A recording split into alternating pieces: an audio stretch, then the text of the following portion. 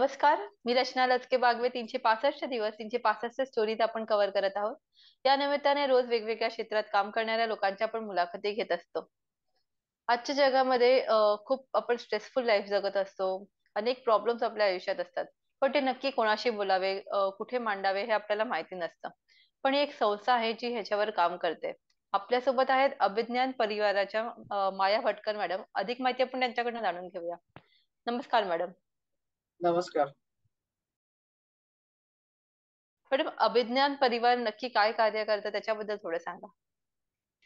अभिज्ञान अकादमी ही संस्था गेले 25 वर्ष काम करते. 1998 पासून या संस्थेच्या कामकाजाला सुरुवात झाली. संस्थेचे संस्थापक प्राध्यापक विजय जामसंडेकर सर यांनी संस्था विद्यार्थ्यांना घेऊन सुरू केली. आमच्या संस्थेचा मुळात गाभाचा हा आहे की मुलांसाठी काम करणं, मुलांना समजून घेणं.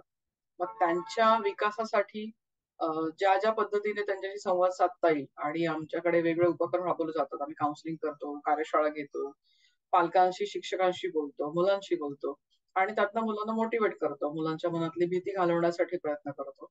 मुलांनी छान पद्धतीने जगावं आणि त्यांचा सर्वांगीण विकास व्हावा आणि त्यांनी जगण्याचा आनंद घ्यावा, माणूस म्हणून घडावं, हा एक आमचा उद्देश, ही आमची भूमिका आहे. ह्यासाठी आम्ही काम करतो. मॅडम, आजच्या जगात आपण बघतोय की मुलांवर जास्त ताण आहे. जेव्हा आपण लहान होतो तेव्हा इतका ताण आपल्यावर नव्हता. नक्कीच. अकॅडमिक्सचा जो ताण असतो तो खूप जास्त आहे आजच्या मुलांवर, की इतके स्कोर पाहिजेत, इतके पर्सेंटेज पाहिजेत. प्रत्येक गोष्टीमध्ये त्यांना स्वतःला प्रूव्ह करावं लागत आहे. फक्त अकॅडमिक्स नाही तर अकॅडमिक्स व्यतिरिक्त देखील त्यांना इतर ऍक्टिव्हिटीज मध्ये देखील अव्वल असायला पाहिजे. असे खूपच त्यांच्यावर आज प्रेशर आहे. तर त्याच्याबद्दल थोडं सांगा. प्रेशर तर आहेच, कारण आपण सगळ्यांनी, पालकांनी आणि व्यवस्थेने सगळ्यांनी स्पर्धा खूप स्वीकारली आहे. आपण मुलांना स्पर्धेतच उतरवलंय. आपण मुलांच्या सर्वांगीण विकासाखाली त्या नावाखाली आपण मुलांना इतक्या पद्धतीने गुंतवून टाकतोय, कारण पालकांना प्रत्यक्षात मुलांना वेळ द्यायला नाहीये त्यांच्या हातात. त्यामुळे माझं मूल चुकीच्या वाटेवर जाण्यापेक्षा ते काहीतरी शिकत राहील, ते कुठेतरी गुंतून राहील, ते कोणातरी चांगल्या माणसाच्या सानिध्यात राहील, म्हणून एका प्रकारे त्याला गुंतवलं जातं. किंवा माझ्या मुलाला मला जे मिळालं नाही ते मला अधिक चांगल्या पद्धतीने देता येईल, हा एक अट्टहास पालकांचा असतो. त्यासाठी ते अधिक अधिक चांगलं वेगवेगळ्या पद्धतीने देण्याचा प्रयत्न करतात. म्हणजे मुलाला खेळायला आवडतंय का, मुलाला खरंच एखादं वाद्य शिकायला आवडतंय का, ह्याचा विचार करण्यापेक्षा माझ्याकडे पैसे आहेत, मला अधिक चांगलं कळतंय, मी शोधू शकतो आणि मी माझ्या मुलाला गुंतवून ठेवू शकतो. म्हणून एका वेळेला एखादा विद्यार्थी गाणंही शिकतो, एखाद्या वेळेला तो विद्यार्थी बॅडमिंटनच्याही क्लासला जातो, चित्रकलेच्याही क्लासला जातोय. म्हणजे अदर ऍक्टिव्हिटी त्याच्या मागे इतक्या लागलेल्या आहेत. पुन्हा शाळा पण आहे. त्यामुळे ते मूल गुंतून जातं आणि त्याला इतका ताण येतो, कारण त्याला त्याच्या वयाच्या नुसार काहीच करता येत नाही. त्याला त्याच्या मर्जीनुसार कुठेच वागायला अवधी नसते, की तर मला कंटाळा आलाय किंवा मला पुस्तक वाचायचंय किंवा मला खेळायचंय, मला एखादी गोष्ट तोडून ती कशी नवीन बनवतात ती बघायची आहे. अशा कुठल्याच संधी आपण मुलांसाठी आता ठेवलेल्या नाहीत. कारण मुलांनी काय करायचं आणि कोणते परिणाम आपल्याला हवे आहेत त्यानुसार आपण मुलांना गुंतवतो. म्हणून मुलांवरती ताण आहे. बस. मॅडम, जरी आज आपण ऍडल्ट झालो असलो तरी आपल्या रोजच्या आयुष्यामध्ये काही आपल्याला प्रॉब्लेम्स असतात. काही प्रॉब्लेम्स असतात की बालपणाचे प्रॉब्लेम्स असतात जे आपले सॉल्व्ह नसतात झालेले. काही इमोशनल प्रॉब्लेम्स असतात, काही आर्थिक प्रॉब्लेम्स असतात आणि ते घेऊन आपण आपलं आयुष्य जगत असतो. प्रॉब्लेम कुठे ना कुठे आपल्या फॅमिलीवर होत असतो, आपल्या मुलांवर होत असतो. तर त्याच्याबद्दल थोडं सांगा. नक्कीच होतो ना, कारण सगळ्यात महत्वाचं म्हणजे माणूस म्हणून जेव्हा आपण जन्माला येतो तिथपासून बालपणाचा जो कालावधी असतो तो सगळ्यात महत्वाचा असतो. कारण तो तितकाच नैसर्गिक आणि स्वाभाविकरित्या माणसाला मुलांना अनुभवता यायला हवा. आणि आता आपण बालपणच इतकं म्हणजे आपण गुंतवणुकीचं करून ठेवलेलं आहे की त्यांना त्यांचा उसंत नाही देत. आणि मग त्याच्यामध्ये पालकांचे आर्थिक ताण असतील, पालकांमधल्या नात्यांमधला दुरावा असेल, त्यांच्यातलं अंतर असेल, त्यांच्यात सुसंवाद नसेल किंवा त्यांचे शारीरिक काही प्रश्न असतील, आजारपण असतील किंवा घरामधले वादविवाद असतील, या सगळ्याचा परिणाम लहान मुलांवरती होतोच. मग मनात भीती निर्माण होते किंवा प्रचंड राग एखाद्या व्यक्तीबद्दल निर्माण होतो. मग ते आपली आई असो की बाबा असो किंवा भावंड असो. असे अनेक वेगवेगळ्या प्रकारचे अनुभव येतात किंवा रागातून सततचा मुलांना मिळणारा मार असेल किंवा दाखवली जाणारी भीती असेल किंवा मी सांगतो तसंच ऐकलं पाहिजे, मला वाटतं त्याच पद्धतीने काम केलं पाहिजे, मला हवे तेवढेच तुला मार्क्स मिळाले पाहिजेत. हा जो काही सगळा ताण मुलांच्या वाट्याला येतो, तो जसजसा मनात साठत जातो आणि तो व्यक्त करता आला नाही किंवा त्याला मोकळी वाट मिळाली नाही किंवा त्यांच्या मनात निर्माण झालेला गोंधळ असेल तर त्यातनं न्यूनगंड निर्माण होतो किंवा मनामध्ये प्रचंड आकस निर्माण होतो. आणि मग ह्या सगळ्या गोष्टी मनात साचत राहिल्या की ते जसं मूल मोठं होतं तसं त्याच्यासोबतच ते प्रवास करतं.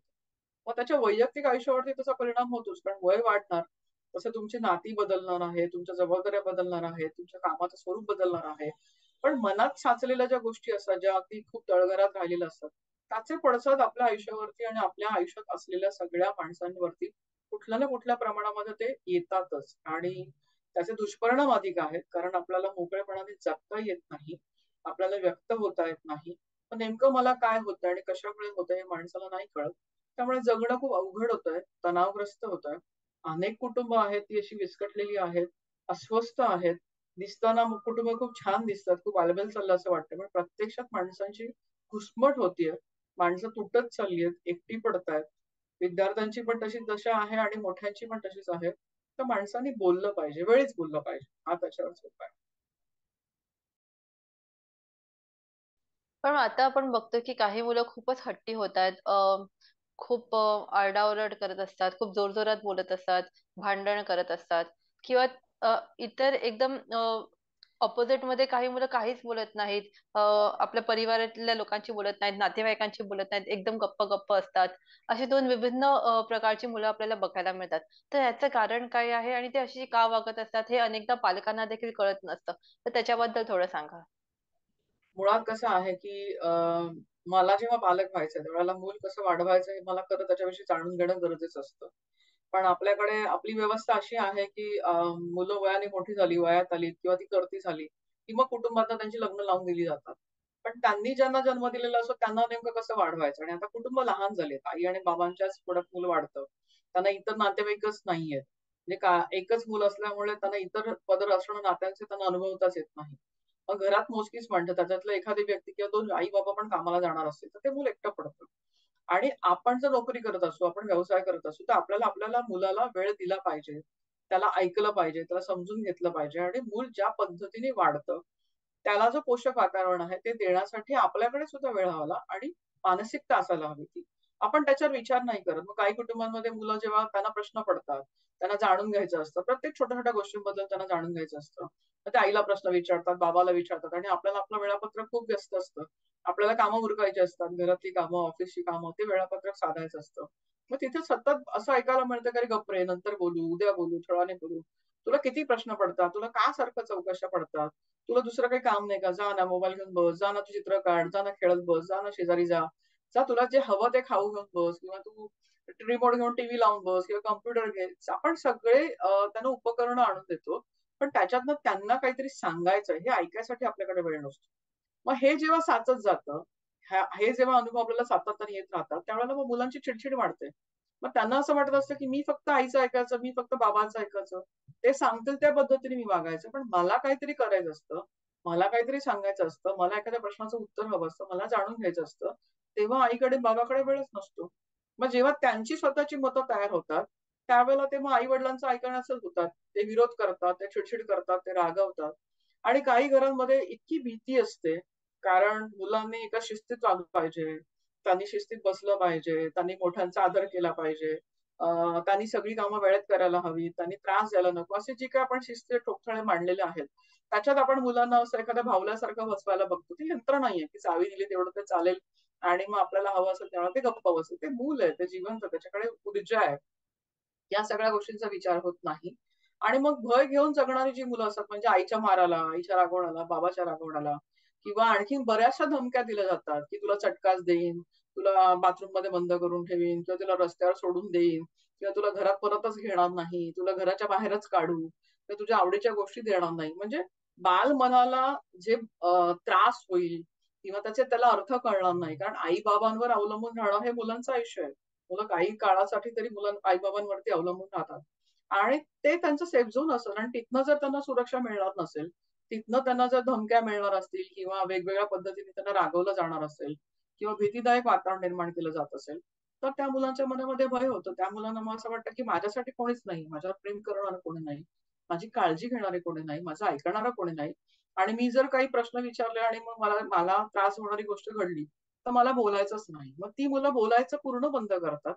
मग अगदी ती मोठी झाली, वयात आली, शिक्षण जरी पूर्ण घेतलं, तरी ते त्यांचं मत कुठल्याच पातळीवरती व्यक्त करत नाहीत. आणि जसजसं वय वाढतं, तसतसं आई-बाबांच्या आणि त्यांच्या नात्यामधलं अंतर सुद्धा वाढतं. आणि मग अशा पद्धतीने अनेक घरं मुकी झाली आहेत. कितीतरी घरांमध्ये एकमेकांमध्ये संवादच नाहीये. मुलं काय करतो किंवा आई-बाबा नेमकं कुठल्या पद्धतीचं काम करतात, त्यांचा व्यवहार कसा आहे, त्यांना काय वाटतं माझ्याबद्दल, हे एकमेकांना माहीत नसतं.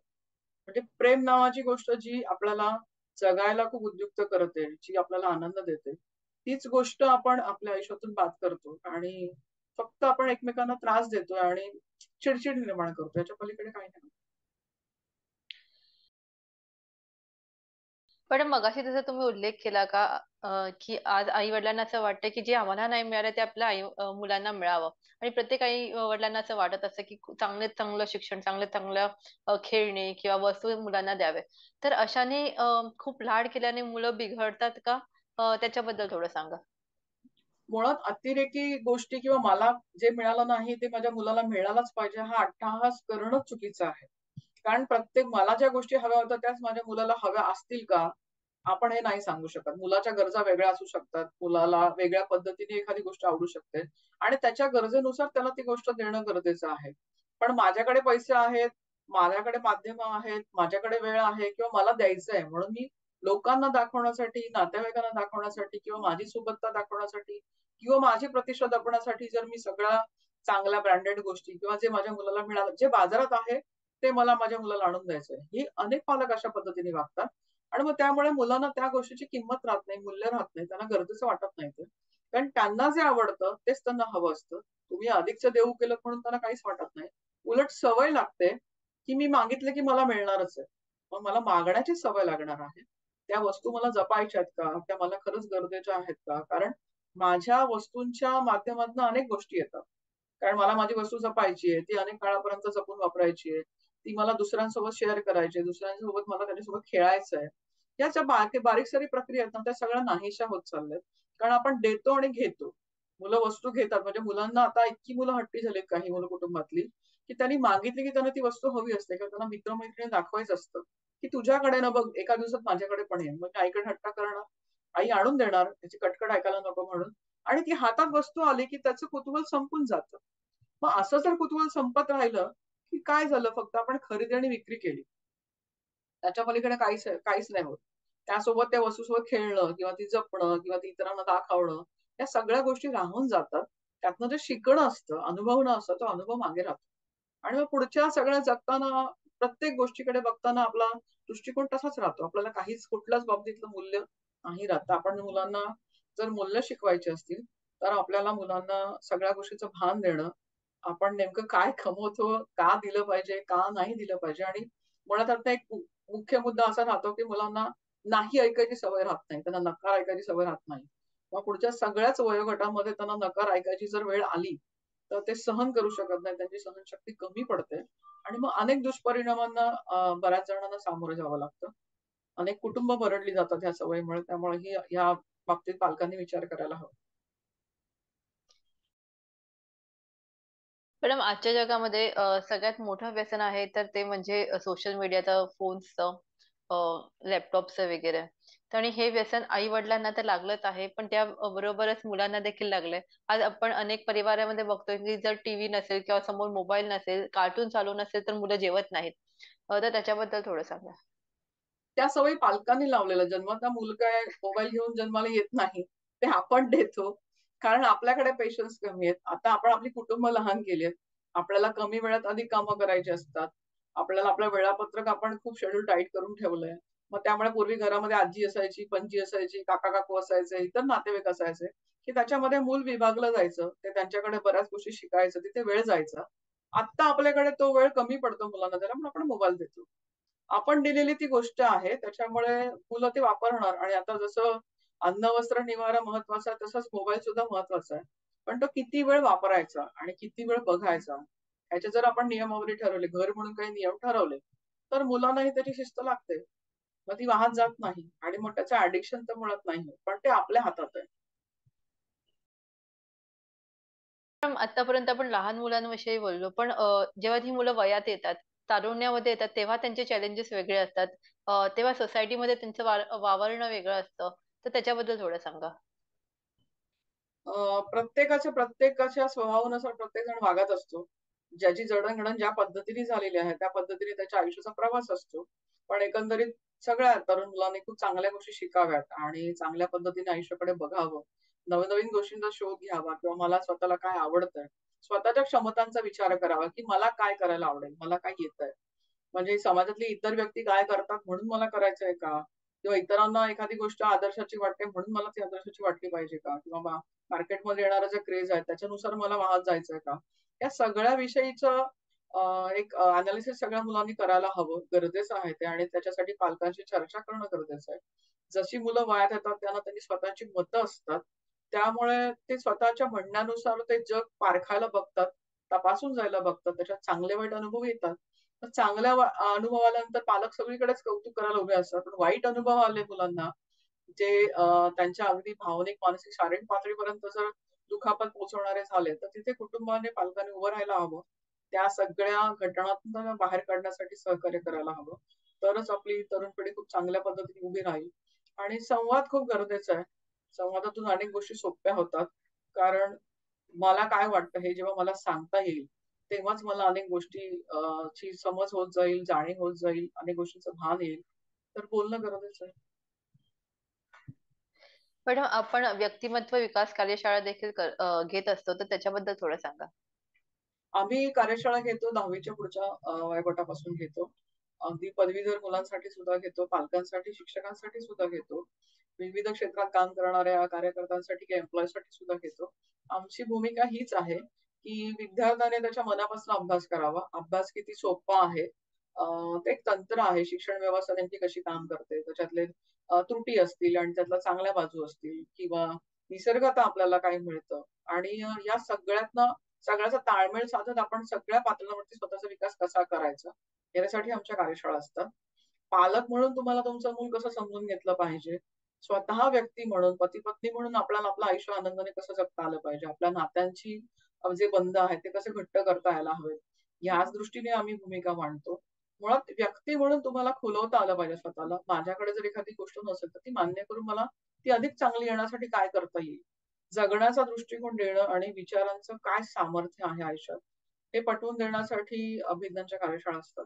त्यातनं आपसुकच मुलांचा व्यक्तिमत्व विकास होतो, त्यांच्या मनातली भीती जाते आणि त्यांचा आत्मविश्वास, गमावलेला आत्मविश्वास त्यांना पुन्हा मिळतो आणि ते जोमाने कामाला लागतात. आजवर आमच्याकडे खूप मुलं आलेली आहेत. हजारोनी मुलं येऊन गेलेली आहेत. जवळ-जवळ 1,00,000च्या घरात आमच्याकडे कार्यशाळेतनं मुलं आलेली आहेत. तर ती मुलं आम्हाला खात्री आहे, की ती अभिज्ञानच्या कार्यशाळांना कधीच विसरत नाहीत. त्याचा अनुभव त्यांना येतोच. म्हणजे आयुष्याच्या वळणावर समजा एखादी चुकीची घटना घडत असेल, तर त्यांना अभिज्ञानची कार्यशाळा आठवते, की अरे मी तिथे अनुभव घेतला होता. तर मला थांबून विचार केला पाहिजे आणि मला योग्य कृती केली पाहिजे. इथपर्यंत निर्णय प्रक्रियेमध्ये योग्य पद्धतीने जगायला सुरुवात करायला लावणं आणि आयुष्यात अपेक्षित बदल करायला लावणं याच्यासाठी अभिज्ञानच्या कार्यशाळा आहेत. मॅडम, आता जसं तुम्ही उल्लेख केलात, की हजारो लाखो मुलांना तुम्ही मार्गदर्शन केलेलं आहे. तर असे काही 1-2 उदाहरणं तुम्ही आपल्यासोबत शेअर करू शकता का पालकांचे किंवा विद्यार्थ्यांचे? असं वैयक्तिक जाऊन असं नाही सांगता येत कारण काउन्सिलिंगचा भाग आणि कार्यशाळेचा भाग कारण त्यांचे वैयक्तिक प्रश्न असतात. पण असे अनेक कुटुंब आहेत, की अगदी आत्महत्या करायला जाणारी मुलं सुद्धा आमच्याकडे अभिज्ञानच्या कार्यशाळेतनं बरी झालेली आहेत. ती अजूनही स्थिर आयुष्य जगतायत. ती माघारी फिरून स्वतःला जे त्यांना येऊ शकतं, त्यांचा आत्मविश्वास आम्ही त्यांना परत मिळवून दिलाय. काय नेमकं चुकतंय, त्याच्याबद्दल त्यांना अनालिसिस करायला लावलंय. बऱ्याच पालकांमधले अगदी घटस्फोटापर्यंतच्या येणाऱ्या गोष्टी आहेत. नाती तुटण्यापर्यंतच्या त्यांच्यात अंतर जे निर्माण होतं, त्याचे दुरावे आम्ही कमी केलेले आहेत. तेही कुटुंबात छान जगतायत. किंवा मला माझ्या मुलासोबत जगायचंच नाहीये, असे अनेक अनेक पालक असतात किंवा मुलांचं आणि पालकांचं पटत नाही. ते समजून घेऊ शकत नाही एकमेकांना. छोट्या-छोट्या गोष्टींमुळे बिनसतं आयुष्य. तर नेमकं कशामुळे काय बिनसतं, ह्या गोष्टींवरती खूप छान संवाद होऊन, समजावून घेऊन, सततच्या चर्चा करून आज ती कुटुंब छान पद्धतीने जगतायत. मुलांनी त्यांच्या आयुष्यामध्ये चांगला प्रोग्रेस केला आणि पालकांनाही त्यांचा अभिमान आहे. अशी अनेक कुटुंब स्थिर झालेली आहेत. आणि त्याचा आम्हाला खूप आनंद आहे, की मूल जे काहीच करत नव्हतं, जे अगदी एखादी वस्तू बंद पडल्यासारखं ते बंद झालं होतं. त्याला स्वतःच्या करिअरबद्दल, स्वतःच्या आयुष्याबद्दल काही भान उरलं नव्हतं. अशी अनेक मुलं स्वतःचं नव्याने आयुष्य छान जगतायत. स्वतःचं करिअर उभं केलंय. त्यांच्या मनासारख्या गोष्टी ते आज करतात. त्यामुळे त्या कामाचा आणि त्याच्यातनं जो परिणाम साधला त्याचा आम्हाला खूप आनंद आहे. मॅडम, डिप्रेशन हा जो शब्द एक आहे तो खूप प्रचलित झालेला आहे सध्याच्या काळामध्ये. तर आपण बघतो की मोठ्यांमध्ये डिप्रेशन आहे, लहान मुलांमध्ये डिप्रेशन आहे. तर डिप्रेशनचं जे प्रमाण आहे ते खरंच इतक्या प्रमाणात वाढलं आहे का? आणि नक्की काय कारण आहे हे सगळं व्हायचं? कसं होतंय, की आपल्याला खूप घाई आहे प्रत्येक गोष्टीची आणि आपण एकमेकांना खूप ताण देतोय, की मला वाटतं म्हणून तू ती गोष्ट केली पाहिजे. पण जेव्हा मला वाटते म्हणून मी ती गोष्ट करते आणि मला आवडते म्हणून जेव्हा मी गोष्ट करते, तेव्हा ती गोष्ट केल्यामुळे मला थकवा नाहीये, ताण नाहीये. मला चीड निर्माण होत नाही किंवा मला त्याचा कंटाळा येत नाही. मला ती गोष्ट नकोशी नाही होत. पण आपण काय करतो, समोरच्याला न आवडणाऱ्या गोष्टी अधिक करायला लावतो, कारण पालक म्हणून ते आपल्याला वाटत असतं. आणि मग त्या नीट होतील की नाही, त्या जमतील की नाही, त्याचे परिणाम नीट साधतील की नाही, याचा विचार करण्यामध्ये पालक अधिक ताण घेतात. म्हणजे ते स्वतःही ताण घेतात, स्वतःही सतत ग्रस्त राहतात, स्वतःही सतत चिंता करतात. म्हणजे स्वतःचं आयुष्य सुद्धा म्हणजे आपण एका मुलाला जन्म दिला, तो त्याचं त्याचं वाढतोय, तो त्याचं त्याचं शिकतोय. पण त्याच्या बरोबरीने आपल्यालाही जगायचंय. आपल्यालाही सुदृढ राहायचंय, आपल्यालाही आनंदी राहायचंय, आपल्यालाही आपल्या आवडीच्या गोष्टी करायच्या आहेत. ह्या सगळ्या गोष्टी पालकांच्या आयुष्यातनं मागे जायला लागतात. त्यांच्या दृष्टीने फक्त मुलांचं करिअर आणि त्यांचं भविष्य ह्या गोष्टीला धरून ते इतके चिंताग्रस्त होतात, की सहज जगणं, नैसर्गिकरित्या जगणं, हे अनेक कुटुंबातनं मागे पडायला लागले. त्यामुळे मुलांमध्ये आणि त्यांच्यामध्ये इतकं अंतर निर्माण होतं, की अरे बापरे! माझ्यामुळे माझ्या आईला ताण येतोय. आईला वाटतं माझ्या मुलाचं कसं होणार, बाबाला वाटतं माझ्या मुलाचं कसं होणार, माझ्या मुलीचं कसं होणार. इतकी घाई निर्माण झाली आहे त्या स्पर्धेचं जग स्वीकारल्यामुळे. कारण मार्केट आपल्याला दाखवतंय, की जगात आणखी नवीन-नवीन गोष्टी काय येतायत. पण आपण शांत राहून त्याचा विचार करत नाहीये. की माझ्या मुलामध्ये कोणत्या क्षमता आहेत आणि त्याच्यानुसार त्याला काय द्यायचं. आणि शैक्षणिक अभ्यासक्रम हा टप्प्याटप्प्याने अनुभवायचा असतो, टप्प्याटप्प्याने शिकायचा असतो. पण आपण 16 वर्षानंतर 10वीचा रिझल्ट आपण पहिलीतच जर ठरवणार असू, तर माझ्या मुलाला 10वीत किती मार्क मिळणार आहेत आणि तेवढे मिळवण्यासाठी मी जर 1ली-2री पासून ताणणार असेल, तर मग तेवढी 15-16 वर्ष तर ताणच सहन करायचं. मग जगणार कधी? मला मला मूल झालंय. माझं मूल माझ्या पुढ्यात वाढतंय. त्याच्या सगळ्या गोष्टी मला अनुभवायच्या आहेत. त्याचा आनंद घ्यायचा आहे. कारण बालपण पुन्हा येत नाही. आणि आपण आपलं बालपण आपल्या मुलांसोबत नव्याने जगत असतो.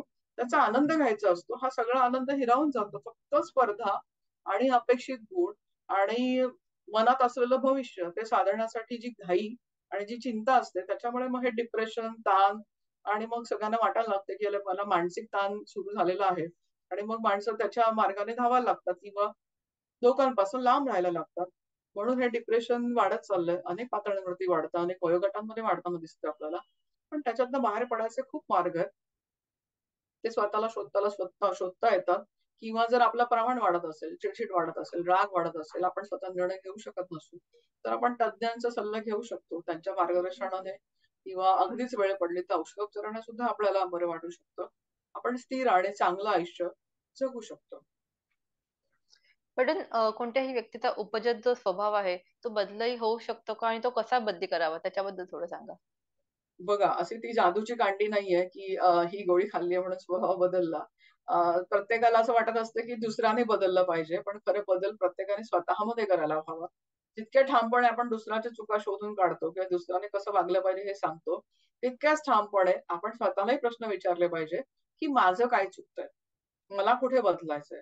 हा प्रश्न जेव्हा आपण स्वतःला विचारतो, माझं नात्यांमध्ये जगताना कुठे चुकतंय? माझं काम करताना कुठे चुकतंय? माझं वावरताना कुठे चुकतंय? माझं समाजात कुठे चुकतंय? कशामुळे वाद निर्माण होतायत? कशामुळे अंतर पडतंय? कशामुळे नाराजी निर्माण होतेय? किंवा कशामुळे मला दुःख होतंय? कशामुळे मला वेदना होतायत? मला का अस्वस्थ वाटतंय? ह्याची जेव्हा मी कारणं शोधेन माझ्या पातळीवरती, मग बदल आपोआप स्वीकारला जातो. आपण दुसऱ्याने बदललं पाहिजे म्हणून आपण प्रयत्न करतो, अट्टाहास धरतो. आता त्यासाठी आपण वाद घालतो, आग्रह धरतो. त्यापेक्षा आपण शांत बसावं, स्वतःला विचारावं आणि बदल स्वीकारावेत. गोष्टी खूप सोप्या होतात. ही सहज आणि सोपी प्रक्रिया आहे आणि बदल तर आयुष्यात होतोच. अनेक घटना, चित्रविचित्र आपल्या आयुष्यात जेव्हा घडतात, त्याच्यानंतर माणसं बदलाच्या प्रक्रियेला जातात. कारण बदल ही सगळ्यात चांगली गोष्ट आहे. नैसर्गिक आहे. तिचा शोध प्रत्येकाने घेतलाच पाहिजे. मॅडम, आज करिअरच्या इतक्या साऱ्या अपॉर्च्युनिटीज आपल्या पुढे आहेत. विविध दर 5 वर्षानंतर करिअर चेंज होत आहेत लोकांचे. नवे करिअर अपॉर्च्युनिटीज येत आहेत. आज आर्टिफिशियल इंटेलिजन्स सारखे नवे गोष्टी आलेल्या आहेत. तर मुलांना नक्की खूप कन्फ्युजन असतं, की आपण कोणत्या क्षेत्रात जावं. कारण का पहिल्यासारखं असं नाही, की आर्ट्स, कॉमर्स, सायन्स हे 3च क्षेत्र आहेत. आता त्या क्षेत्रांमध्ये पण पुढे 10 क्षेत्र निर्माण झालेली आहेत. तर त्याच्याबद्दल थोडं सांगा. उलट आता खूप चांगल्या संधी आहेत आपल्याकडे. आपण त्याचा वापर केला पाहिजे. मुळात त्याचा अभ्यास आपण केला पाहिजे. त्याच्याविषयी नीट जाणून घेतलं पाहिजे. त्या क्षेत्रात काम करणारी माणसं असतील, पण आपण काय करतो, 10वीत किती मार्क मिळायला पाहिजे ह्याच्यासाठी जो मधला सगळा कालावधी असतो पालकांच्या हातातला, पालक तो संबंध वाया घालवतात. मुलांना जाणून देण्यासाठी त्यांना त्या पद्धतीने काहीतरी वाचायला लावणं किंवा त्यांना इतरांशी बोलायला लावणं किंवा आता YouTubeमुळे गोष्टी खूप सोप्या आहेत. Googleमुळे खूप गोष्टी सोप्या आहेत, की आपण घरबसल्या खूप गोष्टी अभ्यासू शकतो. आपण ठरवू शकतो, की आपल्याला काय शिकायचंय, मला काय करायला आवडेल. त्या क्षेत्राविषयी जर आपण जाणून घेतलं, त्या क्षेत्रातल्या माणसांविषयी आपण जाणून घेतलं, ऐकलं, वाचलं. अनेक पुस्तकं आहेत, अनेक मॅगझिन्समध्ये लेख लिहून येतात. सोप्पं झालंय. मग त्यानंतर आपण ठरवू शकतो, की मला काय करायचंय किंवा मला नेमकं जे करायचंय. मग जगात विशिष्ट पद्धतीने शिकणारी माणसं आहेत आणि त्यांनाच जास्त महत्व आहे म्हणून माझ्या मुलाने पण ते शिकलं पाहिजे. हा आग्रह असता कामा नये. मुलाला जर आपण जगात काय चालू आहे याचं भान दिलं आणि त्याला ते समजावून देण्यासाठी प्रयत्न केला, तर मूल स्वतःचा निर्णय घेऊ शकतं आणि मुलाच्या निर्णयाबरोबर पालकांनी राहायला हवं. कारण पालकांना वाटतं म्हणून जर मुलांना आपण एखादी गोष्ट करायला लावली, तर ती काही काळासाठी पुढे जाते. त्याच्यातनं पूर्णपणे आनंद मुलं घेऊ शकत नाही. पालकांना वाटतं म्हणून ते करतात आणि मग बरीच अशी मुलं आहेत, की तुम्हाला वाटतं म्हणून मी केलं, आता मला नाही काय करायचं. आणि मग पुन्हा नव्याने नवीन क्षेत्र शोधावी लागतात.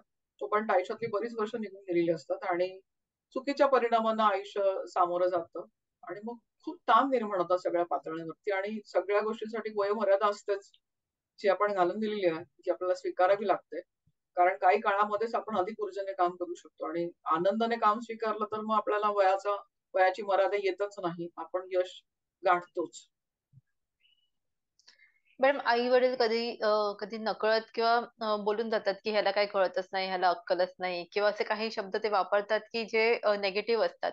तर ह्याचा परिणाम मुलांवर होतो का? आणि त्याचसोबत ते बऱ्याचदा कंपॅरिझन करत असतात. मग त्यांच्या सिबलिंग्स बरोबर भाऊ-बहीण असतील किंवा 2 बहिणी-भाऊ असतील, तर त्यांच्यामध्ये कंपॅरिझन होत असतं. मोठी बहीण अशी करते, लहान बहीण असं करते किंवा ते इतर आपले कझिन्स असतात किंवा मित्रपरिवार असतात, त्यांच्यामध्ये कुठेतरी कंपॅरिझन होत राहतं नेहमी आणि ह्याच्यामध्ये मुलांवर काय परिणाम त्याचा होतो त्याच्याबद्दल थोडं सांगा? या तुलनेमुळे आणि आपण म्हणतो की इतरांसारखं माझ्या मुलाने वागलं पाहिजे. अशामुळे मुलांवरती खरंच परिणाम होतो आणि तो खरंच दुष्परिणाम होतो. कारण काही मुलं ते परिणाम लहानपणापासून अनुभवत असतात. मग त्यांच्या मनामध्ये इतका राग निर्माण होतो, की त्यांना येत असलं तरी ते करत नाहीत. ते विरोधाला विरोधच करतात. म्हणजे त्यांना शक्य असतं ती गोष्ट साध्य करणं, तरी सुद्धा ते करत नाही. कारण त्यांचं कधी कौतुक होत नाही. कारण प्रत्येक व्यक्ती ही वेगळी आहे, स्वतंत्र आहे. तिच्या आवडी-निवडी वेगळ्या असू शकतात, तिच्या क्षमता वेगळ्या असू शकतात, तिच्या जगण्याकडे बघण्याचा दृष्टिकोन वेगळा असतो. त्यामुळे एका व्यक्तीला एखादी गोष्ट येते आणि ती दुसऱ्याला आलीच पाहिजे किंवा त्याने त्याच्यासारखंच केलं पाहिजे. कारण बऱ्याच पालकांना असं वाटतं कारण जे आपल्या आदर्शाच्या कल्पना आहेत. मगाशी मी म्हटलं, की मुलांनी कसं वागलं पाहिजे, मुलांनी शिस्तीत कसं बसलं पाहिजे, मुलांनी अभ्यास कसा केला पाहिजे, मुलांनी इतरांशी कशा पद्धतीने संवाद साधला पाहिजे. या सगळ्या गोष्टी आपण दुसऱ्यांच्या मुलांकडे बघून करतो. पण आपल्या समोर येणारं दुसऱ्यांचं मूल किती प्रमाणात कसं वागतं, त्याला काहीतरी मर्यादा आहे. ते घरी कशा पद्धतीने वागतं आपल्याला माहीत नसतं. ते थोड्या काळासाठी आपल्या समोर येतं.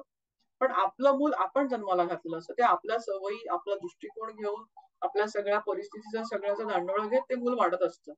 मग त्या मुलाला काय आवडतंय आणि त्याचं स्वतंत्र व्यक्तिमत्व काय अपेक्षित करतं ह्याचा विचार पालकांनी करायला हवा.